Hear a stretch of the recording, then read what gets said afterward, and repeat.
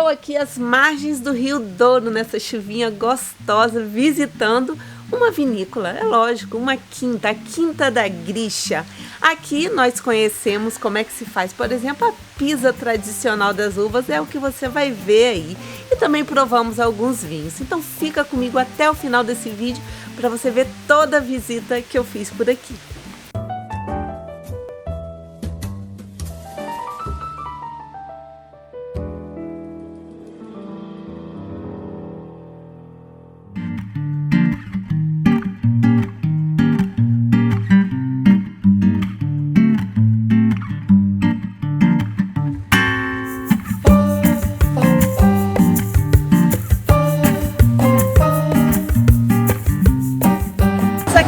Douro e vamos visitar a Quinta da Grisha. O Heitor vai nos apresentar essa vinícola aqui.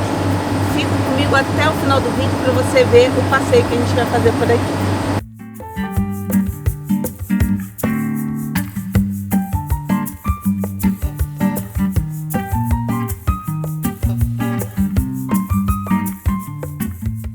Qual é o tamanho? Quantos hectares?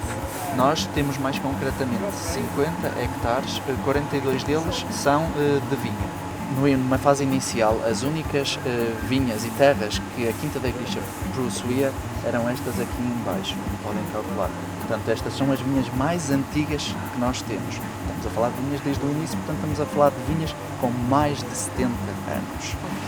E nestas vinhas, mais concretamente, nós conseguimos produzir os vinhos do Porto e vinhos da Quinta da Grisha. Digamos que para a produção que nós costumamos fazer do vinho do Porto, estas terras são mais que suficientes para a produção que nós estamos à espera.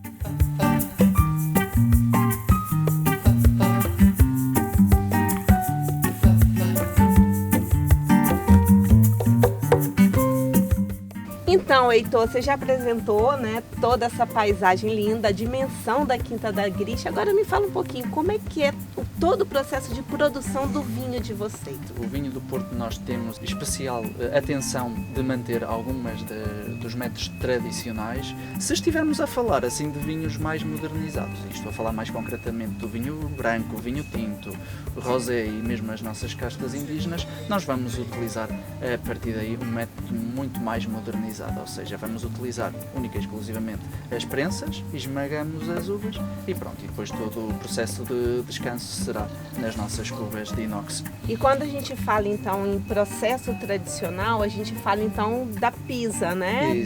Nos lagares. Que processo interessante que é esse processo tradicional, né, de se fazer o vinho, o típico vinho do Porto. E uma das tradições do Douro, é lógico, são as variedades aqui, que são muitas, não é? Exatamente. E como também era feito antigamente, mistura-se as uvas, né? Exato. As uvas tintas típicas aqui do Douro.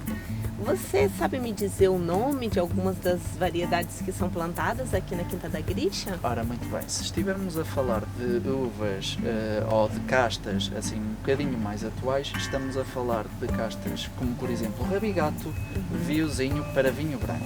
Se estivermos a falar de vinho tinto, podemos ter tanto como Tinta Roriz, Touriga Nacional, que são umas das castas mais conhecidas a nível nacional e até mesmo internacional. Portanto, maioritariamente são este tipo de castas que utilizamos. Para as do vinho de Porto já mencionei que são um blend de todas, porque realmente a informação que nós temos sobre essas castas, devido ao facto de serem tão antigas, é menor, portanto acabamos por fazer um blend do vinho do Porto.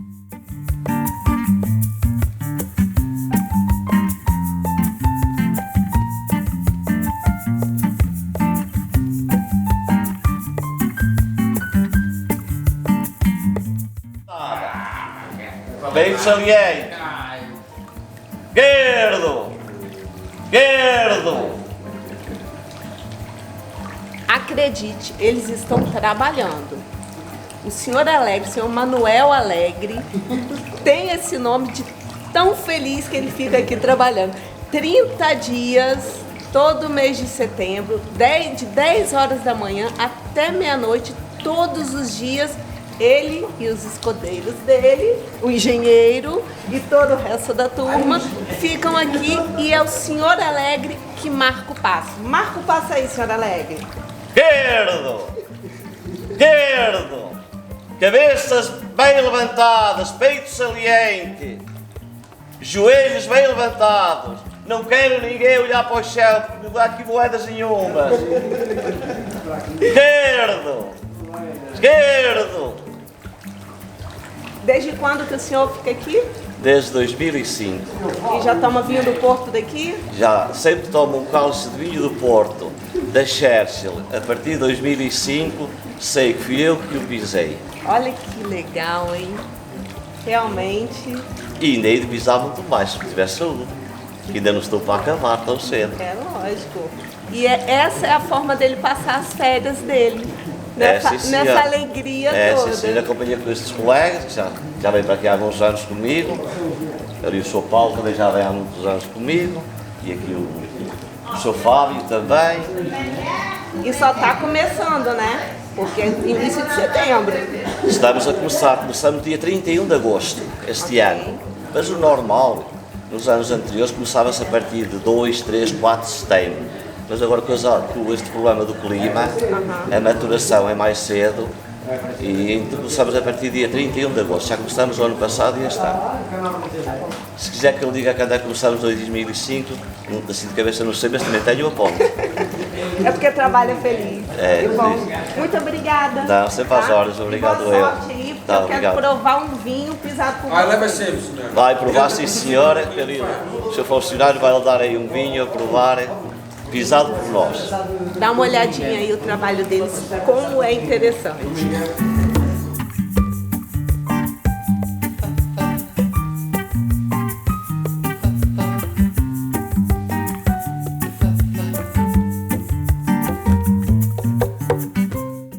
Estamos e o ontem está na fase inicial. As lagaretas estão numa fase um bocadinho mais avançada. Lagaretas. As lagaretas que é os lagares pequeninos. Ah, Os lagares pequeninos. Este vinho aqui já está mesmo na fase terminal da fermentação. Este aqui nós trabalhamos para extrair os aromas e o tanino, portanto mais trabalho. Este trabalho depois aqui já é só para extrair os sabores e para baixar o grau do álcool. Que ele entra com o grau normalmente este título a 13, neste momento já está a 10 e a gente cada vez que lá entra ele baixa o grau. esses são para Até chegar aos 8, que é o ponto de incuba.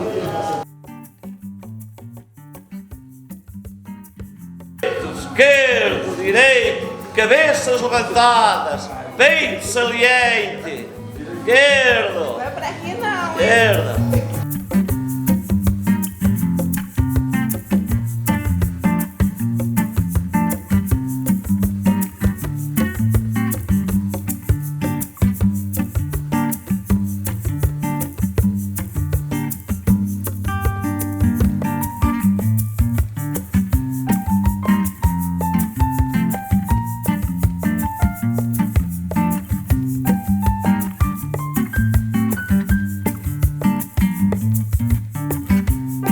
Agora estamos aqui no nosso armazém, onde nós temos maioritariamente tudo pipas de inox, não é?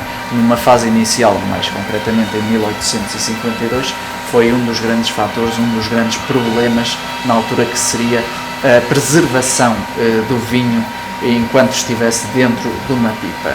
Porque, como devem calcular, antigamente o único método de transporte que se efetuava era pelos barcos rabelos, ou seja, não tínhamos qualquer tipo de automóveis, nem tratores, muito menos comboio. Portanto, o único método de transporte era mesmo pelos barcos rabelos. E escusado será dizer que as pipas, quando estavam nos barcos rabelos, o rio que vocês hoje em dia conseguem ver é muito mais extenso, é maior.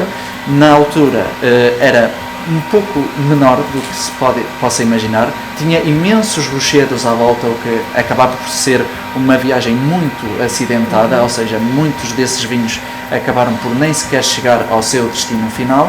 Por exemplo, hoje em dia vocês fazem um cruzeiro, digamos que do Pinhão até ao Porto, e demoram aproximadamente 3 horas a chegar, o que até é um percurso bastante curto. A motor? Mudou.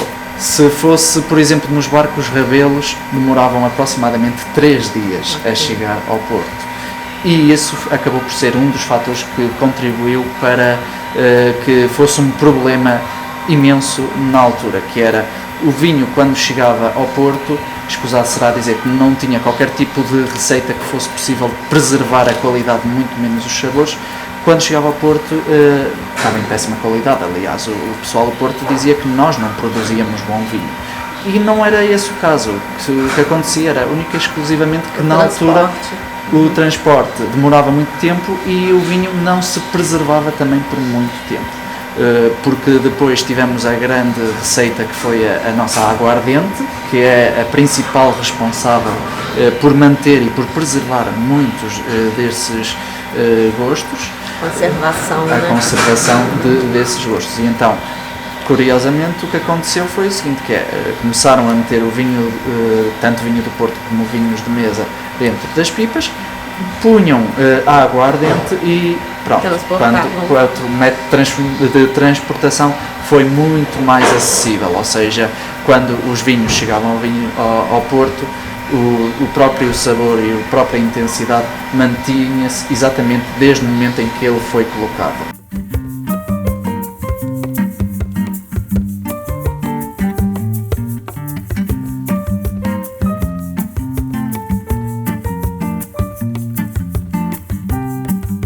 Nós temos dois vinhos que representam o Douro no geral, que são o nosso vinho branco e o nosso vinho tinto. Portanto, apresento-lhe o nosso vinho branco.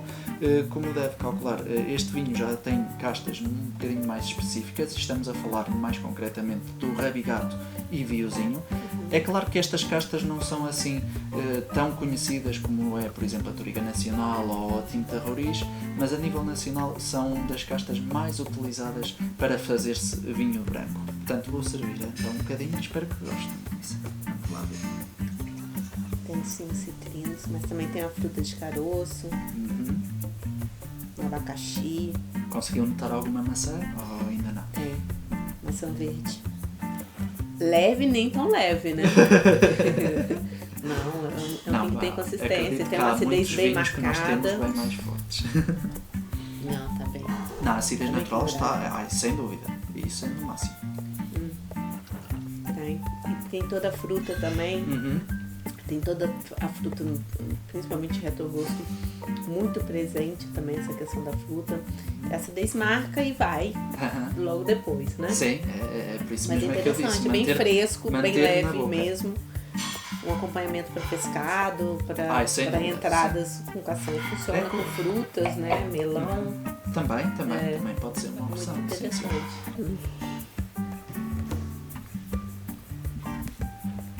O primeiro vinho que provamos aqui é um vinho branco das variedades Rabigato e Viozinho. São variedades bem interessantes aqui nesse solo de xisto do Douro.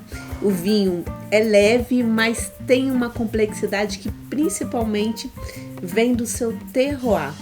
Uma marcada acidez, um vinho que tem uma persistência média, um vinho ideal, por exemplo, para entradas, com frutos secos, um patê e também para alguns pratos principais mais leves, como pescado. Eu acho que vai muito bem esse perfil de vinho. Tinha aqui um upgrade e este é o nosso upgrade. Eu vou-lhe apresentar o nosso grande reserva. É um vinho também muito bom, como deve calcular, já é vinho tinto aqui. Estamos a falar também de castas que vêm da nossa vinha antiga, como eu falei.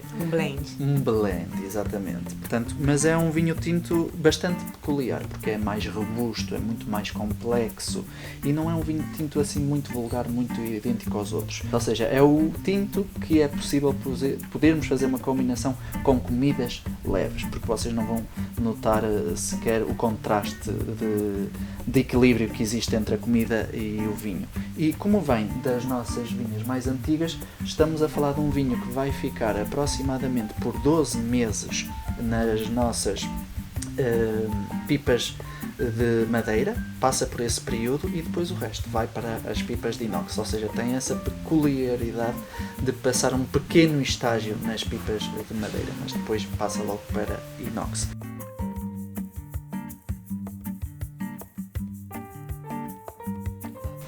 Mas de certa forma acaba por ser um bom pairing para polvo, por exemplo.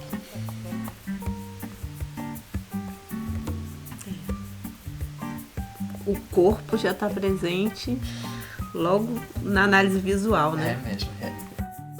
E realmente, A a mora olfatário é muito intenso também. É. tem uma intensidade média para alta. Frutos negros estão presentes. Está. Tem um mentolado muito interessante. E eu que mantei a curiosidade é isso mesmo. Por vir de castas tão antigas e não termos tanta informação, ainda torna mais curioso. E não tem como não ter uma touriga nacional aqui, porque tem uma travozinho, violeta, não é? uma flor muito presente também. E muito elegante em boca. Os taninos sedosos, maduros. Muito interessante esse vinho. Não é? Pronto, para começar nos nossos vinhos do Porto, eu vou-lhe apresentar o nosso Dry White Porto. E como pode ver, é um vinho que se caracteriza muito pela sua cor peculiar, é uma cor assim muito mais alaranjada. Ou seja, até para um vinho do Porto não é muito normal ter este tipo de cor. Mas basicamente, porquê é que isto acontece? Eu posso desde já dizer que este vinho vai ficar aproximadamente 10 anos em pipa de madeira. Mas digamos que 10 anos para um vinho do Porto atingir esta cor não é o suficiente, não chega nem de perto nem de longe. Provavelmente nós até conseguiríamos atingir uma cor mais avermelhada e não tanto alaranjada. Portanto, tem que ter algo mais para além disso. E então o que é que acontece? Para além de o vinho estar na pipa, nós vamos pôr também as grainhas, ou seja, as sementes do vinho dentro da pipa. E como o vinho vai sentir uma presença estranha, porque não é normal ter, para além do vinho, mais alguma coisa, ele vai passar por um outro estado de fermentação. Ou seja, a fermentação que já devia ter, se calhar, concluído e já devia ter acabado, vai voltar a existir por causa da presença das grainhas. Portanto, como podem calcular, a idade, as grainhas, as sementes, as películas e a fermentação vão ser responsáveis por dar esta maravilhosa cor que estão a ver. Esse ponto seco-doce, né? Desse dry é muito interessante. Porque também traz, a acidez está bem marcada, muito presente. E tem um ponto de amargor, mas assim, delicado. Exato, não é tão intenso. É muito interessante. O que é ótimo. E as fruto tropical. Sinto muito a questão dos frutos tropicais.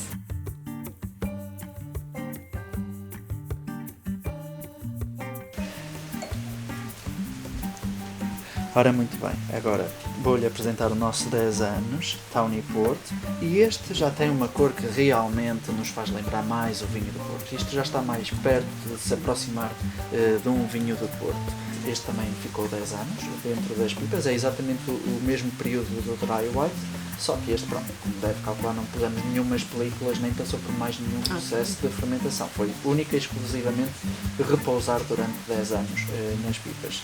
Mas, como é óbvio, para sabermos que o vinho não sofreu qualquer tipo de alterações, nem qualquer tipo de diferenças até essa altura, temos que fazer um certo processo. E é nesse aspecto que entra o IVDP. O IVDP é o Instituto de Vinhos do Porto e do Douro, e eles são responsáveis por dar todas as idades aos vinhos de Porto que existem e até mesmo aos do Douro também. Têm exatamente a mesma idade, mas sabores completamente diferentes. Um Porto Tawny 10 anos, e é lógico que a cor já entrega a idade, né? Esses matizes de envelhecimento. Um fortificado por excelência, é lógico que tem uma intensidade muito alta. E muito interessante que, por mais que a gente encontre os aromas do envelhecimento, tem essa questão dos frutos, né, das sementes, mas tem fruta ainda. Então, realmente, o vinho permanece vivo, né, durante todo esse período de guarda, evoluindo, né, melhorando. Em boca, muito bem equilibrado. O álcool, como não poderia deixar de ser, presente, né, nesse licoroso. Agora, intensidade de sabores, os aromas, retrogosto e um ponto também, essa questão da distringência também tem um ponto presente. Agora o dulçor tá muito elegante nesse vinho. E isso é muito interessante. É um dulçor, é um dulçor delicado, é um dulçor elegante. A questão da fruta que você mencionou, eu acho que o dulçor faz esse link, né? É um dulçor de fruta, vamos botar assim. Não é uma coisa adocicada, palagosa, o que a gente encontra, né, em alguns vinhos do Porto. Agora esse vinho aqui tá bem interessante. A lágrima já entrega, né? Exato. Esse dulçor também. É um dos vinhos do Porto, atenção, que muitas das pessoas consideram ser um dos melhores. É um vinho que, pronto, também tem que ser servido à sobremesa, mas tem um pairing perfeito, por exemplo, este tipo de vinho. A combinação perfeita para este vinho é chocolate preto. O chocolate preto com um vinho destes vai ser uma combinação estrondosa, é mesmo fenomenal. Nós costumamos dizer que o nosso Reserve Porto é como se fosse um vintage jovem, mas com menos intensidade. Mas está próximo de atingir esse nível do vintage, por causa de ter todas as misturas de anos, como já referi anteriormente.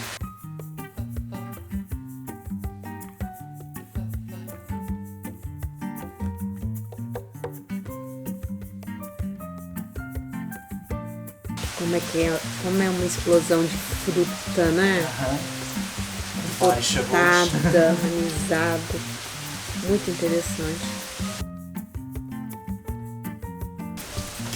E como que o álcool tá elegante nesses vinhos de vocês. É muito interessante porque cada casa que a gente vai, cada casa que produz vinho do Porto, é um mundo diferente. Cada vinícola produz um vinho do Porto, por mais que as famílias sejam parecidas ou iguais, né? A gente tem o branco, a gente tem o dry white, a gente tem o tawny, a gente tem o ruby. Só que cada casa, cada vinícola é um vinho do Porto diferente. Um tem uma intensidade mais de dulçor. Esses aqui, por exemplo, a questão do equilíbrio do álcool, ponto de dulçor com essa elegância. Isso é muito interessante da gente ver as diferenças dentro de um mesmo perfil de vinho. É verdade. Muito legal. Bom, terminamos o nosso passeio aqui na Quinta da Grisha. Eu espero que você tenha gostado de conhecer um pouco dessa paisagem linda do Douro, de também conhecer a questão da pisa tradicional das uvas, muito interessante, né? E, lógico, a degustação que a gente fez aqui. Cada degustação que se faz numa casa do vinho do Porto, a gente tem experiências fantásticas. Bom, é isso. Se você gostou do vídeo, já sabe, comenta aqui, me fala se você tá gostando. E a gente se vê no próximo. Tchau!